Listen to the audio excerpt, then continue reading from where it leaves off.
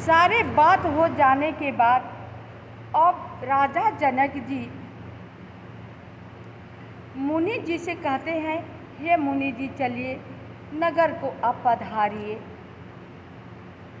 ये कथा है कि बगीचा में से राजा जनक जी राम और लक्ष्मण मुनि जी को लेकर के जनकपुर में अपने महल को जाते हैं। लेकर के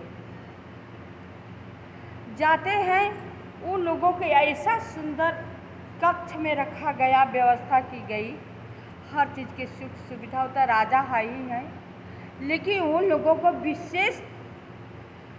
विशेष रूप से उन लोगों की व्यवस्था किया गया था ठहरने के लिए। चले गए जनकपुर में। जब थोड़ा सा शाम हुआ तो राम जी का तो मन कर रहा था जनकपुर घूमने के लिए, लेकिन लक्ष्मण जी के बहाने मुनि जी से विश्वामित्र जी से कहते हैं, हे मुनि कृपा कीजिएगा, क्षमा कीजिएगा, लक्ष्मण जी को जनकपुर देखने का मन होता है, ये जनकपुर देखना चाहते हैं। मुनि जी मुस्कुरा कर कहते हैं, क्यों नहीं, जाओ, जिसका भाग्य उदय है, जिसका पुण्य बहुत इकट्ठा हो चुका है, अपना सुंदर बदन उन लोगों को दिखा कर दर्शन दे आओ। कह करके मुनि चुप हो जाते हैं। मुनि जी दोनों भाई नगर में घूमने के लिए निकल जाते हैं। जो ही निकलते हैं, जिसकी दृष्टि दोनों भाई पर पड़ती है, वो देख कर के भाव विभोर हो जा रहे हैं कि कितनी सुंदर दो राजकुमार हैं, कितने सुंदर दो राजकुमार हैं। ये बात जो है आग की लपट की तरह जनकपुर में फैल गई। जिस गली हो जाते दोनों भाई, उस गली में भीड़ लग जाती थी दोनों भाइयों के देखने के लिए। जो स्त्री थी, घर से बाहर नहीं निकलने वाली थी, वो अपने ऊंची ऊंची अटारी पर से होकर के दोनों भाइयों को देखा करती थी। भगवान प्रभु श्री राम जी सबको, वो तो अंतर्यामी है, सबकी हृदय की बात जानते हैं। जिसकी मन में जैसी भावना है उसी के ऊपर थोड़ा सा पर चितवन ऊपर करके दर्शन दे देते हैं, थोड़ा सा हल्का सा मुस्कुरा देते हैं, वो सारे लोग धन्य हो जाते हैं। उनके उम्र के जो लड़के इकट्ठे हुए थे उनसे बातें करते थे, सब कुछ दिखा रहे थे। बातें करते करते उन्हें सुंदर सा बदन इसी बहाने छू लेते थे। उन लोगों को राम लक्ष्मण का छोड़ने का मन ही नहीं होता था कि इनको हम लोग छोड़कर अपने घर जाएं। फिर कहते हैं, आप सब धनुष यज्ञ देखने के लिए आए हुए हैं ना, चलिए वो स्थान हम लोग दिखा देते हैं। कहते हैं, प्रभु श्री राम जी क्यों नहीं, चलिए दिखाइए। तो राजा के महल से जहाँ पर धनुष यज्ञ का स्थान बनाया गया है, बहुत दूरी का फासला है। वहाँ पर हम लोग अपने गए हैं, जाकर देखे हैं।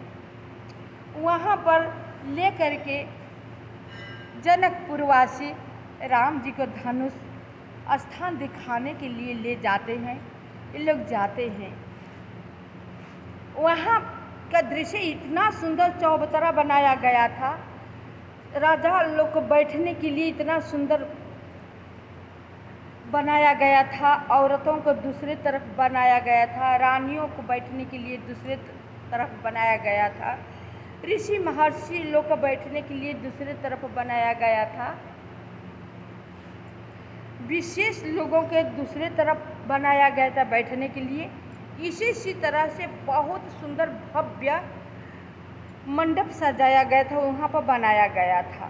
बहुत दूर में, लंबा चौड़ा बहुत दूर है, बहुत कुछ बदल गया है, लेकिन आज भी आप सब देखेंगे ना तो देखेंगे एक देखने वाली चीज़ वहाँ की ज़रूर है आज भी, कि जहाँ पर प्रभु श्री राम जी जिस धनुष को उन्होंने तोड़ा है, वो धनुष पत्थर की तरह धरती फोड़ फोड़ करके निकल रहा है टुकड़े टुकड़े में, और लंबा उसको घर जैसा बना करके उसे छाया जा रहा है। हम लोग 3 जगह देखे धनुष के आकार में, 3 जगह टूटा हुआ पड़ा हुआ था, पत्थर के इतना मोटा मोटा, बहुत भारी, और हिलाने पर हिलता नहीं है, वो टस से मस नहीं हो रहा है। आज भी एक एक हाथ के फासला के दूर पर 3 जगह टुकड़ा पड़ा हुआ था। वहाँ के कहने वाले लोग कहते हैं कि धरती में से, धरती जो कि प्लास्टर किया गया था, पक्का का था, वो फोड़ फोड़ कर एक धनुष निकल जा रहा है, और इसलिए हम लोग सुरक्षा करके इसको बना दिए हैं, आड़ में करते हैं। वहाँ पर एक अद्भुत देखने वाली चीज़ है, बहुत भारी बर का पेड़ है और उसमें पीपल का भी पेड़ है। वहाँ पर एक छोटा सा, इतना रूप में छोटा सा था, हाथ डालने पर बहुत नीचे इतना हाथ पड़ जाता है तो जल छुआई देता है। वहाँ के लोगों को कहना था कि जब सूखा पड़ने का होता है ना, तो जल छुआई नहीं देता है, और जब मौसम सही होता है, मतलब पैदा का उपजने का अवसर अच्छा रहता है कि इस साल मतलब सूखा नहीं पड़ेगा, पैदा फसल बहुत अच्छा होगा, तो पानी ऐसे ही हाथ आप डालेंगे आपसे छुआ जाता है। फिर दूसरी बात, लोगों का कहना था कि जो लोग पापी लोग होते हैं उनसे जल ये नहीं छुआता है। इस जल की यही महिमा है कि जो लोग पापी लोग कितना ही हाथ न अपना डाल दे नीचे, लेकिन जल स्पर्श नहीं कर पाता है, जल नहीं छूता है और जल नीचे चला जाता है। जो लोग धार्मिक है, धार्मिक प्रवृत्ति के है, उनसे जल थोड़ा सा ही हाथ डालते हैं तो जल छुआ जाता है। ये भी वहाँ एक दृश्य देखने योग्य है। अपने लोग हम लोग बहुत दूर दूर तक के वहाँ पर जनकपुर गए हुए हैं, घूम घूम करके देखे। वास्तव में जनकपुर बहुत सुंदर नगरी है, बहुत सुंदर नगरी है, जहाँ पर चारों बहनें के सीता की शादी की गई है। वहाँ का दृश्य पूछिए मत, इतना सुंदर है, इतना सुंदर है, हमें तो वहाँ से आने का मन ही नहीं हो रहा था। चारों बहनें, चारे दुल्हा बैठे हुए हैं, विश्वामित्र जी, वशिष्ठ मुनि जी, अगस्त्य मुनि जी, सब ऋषि मुनि लोग बैठे हैं, राजा जनक जी बैठे हैं, राजा दशरथ जी बैठे हुए हैं, यहाँ पर राम तो सीता, भरत तब मांडवी, लक्ष्मण उर्मिला, शत्रुघ्न श्रुति कीर्ति, ऐसे ऐसे बैठाया गया है। अब मुनि जी बैठे हुए हैं, मंत्र उच्चारण हो रहा है। वास्तव में आप सब अगर जनकपुर में जाइएगा, मौका मिलेगा ना, तो दृश्य अवश्य जाकर देखिएगा। तभी तो प्रभु श्री राम जी जनकपुर का बहुत सराहना करते हैं कि जनकपुर की नगरी बहुत सुहावनी है, हकीकत है।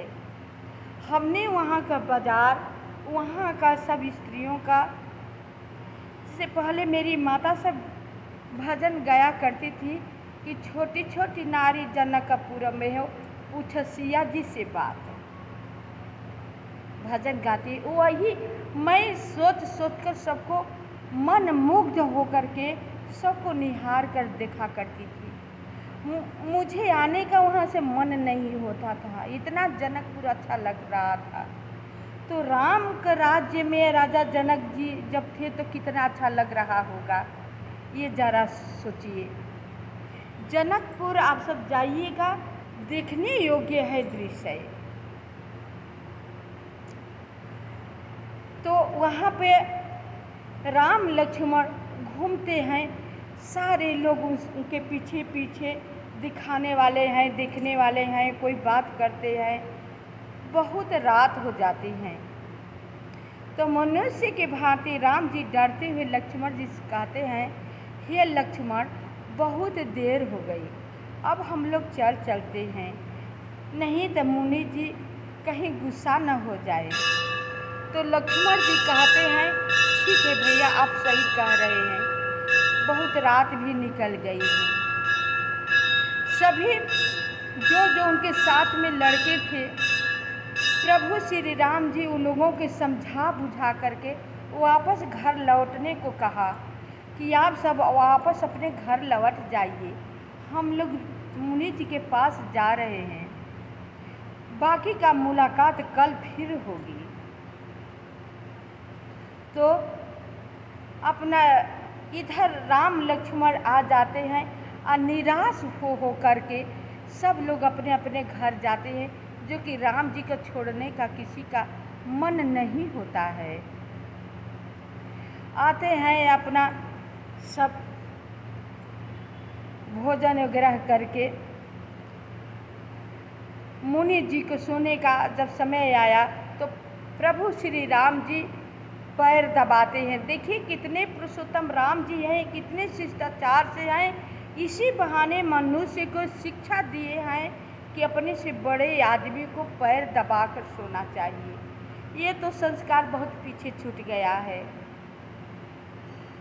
प्रभु श्री राम जी विश्वामित्र जी के पैर दबाते हैं।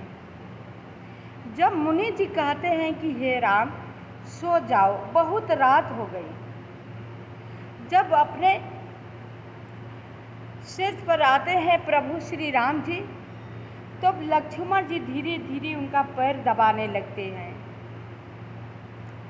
जब लक्ष्मण जी पैर दबाने लगते हैं तो प्रभु श्री राम जी कहते हैं, हे तात लक्ष्मण, सो जाओ, बहुत रात हो गई है। कहते हैं ठीक है। ये कहकर राम लक्ष्मण दोनों सो जाते हैं। लेकिन जब भोर होता है तो पहले मुर्गा बोलता था, तो मुर्गे की बोली से सब लोग जाग जाते थे। यही सब लोग का कहना था कि भोर हो गया, हकीकत में भोर हो जाता था। पहले घड़ी वगैरह के ज़माना बहुत कम था, शायद नहीं था, या सूर्य भगवान को देख करके अंदाज़ा लगा लेते थे कि इतना पहर हो गया है, या मुर्गा बोलते थे तब जान जाते थे सारे लोग कि भोर हो गया है। नहीं तो एक आकाश में सताह नाम का तारा दिखाई देते हैं। कहते हैं मेरी माँ, अपने माँ के मुखों से हमने कहते हुए सुना है कि सताहवा इधर आ गया है, ऊपर आ गया, भोर हो गया है। पहले इस तरह का भोर का और दोपहर के सब ऐसे अनुमान करके लोग रहा करते थे। उसी तरह जब मुर्गा की आवाज़ सुनी राम जी, तब सबसे पहले राम जी जगे, शौच क्रियाक्रम किए, स्नान वगैरह कर रहे थे। तब तक से मुनि लक्ष्मण जी सब लोग जाग गए। तो स्नान वगैरह करके अब लक्ष्मण जी से राम जी बोले कि चलो अब वहाँ चलते हैं, फूल लाने के लिए बगीचा में फुलवारी से मुनि जी पूजा करेंगे। अभी ध्यान में बैठे हुए हैं, जब ध्यान से उठेंगे तब पूजा करने के लिए उन्हें फूल चाहिए, चलो हम लोग फुलवारी चलते हैं। दोनों भाई फुलवारी में जाते हैं। देखिए नियम, हम लोग इसी तरह फूल देखते हैं तो तोड़ लेते हैं, लेकिन राम जी कितने मर्यादा के साथ हर कार्य करते हैं। वहाँ का माली से पूछते हैं कि मैं अंदर जाकर के फूल ले लूँ। माली उनका दर्शन पा करके बहुत खुश होता है और कहता है, हे प्रभु, आप कांटा में बगीचा में किस लिए जाएंगी, हम आपको फूल तोड़कर दे देते हैं। कहते हैं राम की नहीं, मैं अपने हाथों से फूल तोड़ लूँगा।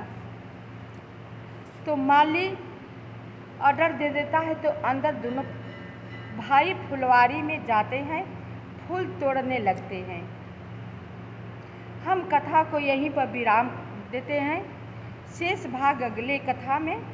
आपसे मेरी कथा सुन करके लाइक सब्सक्राइब अवश्य कीजिएगा, कमेंट कीजिएगा कि कथा आप सबको कैसा लगा।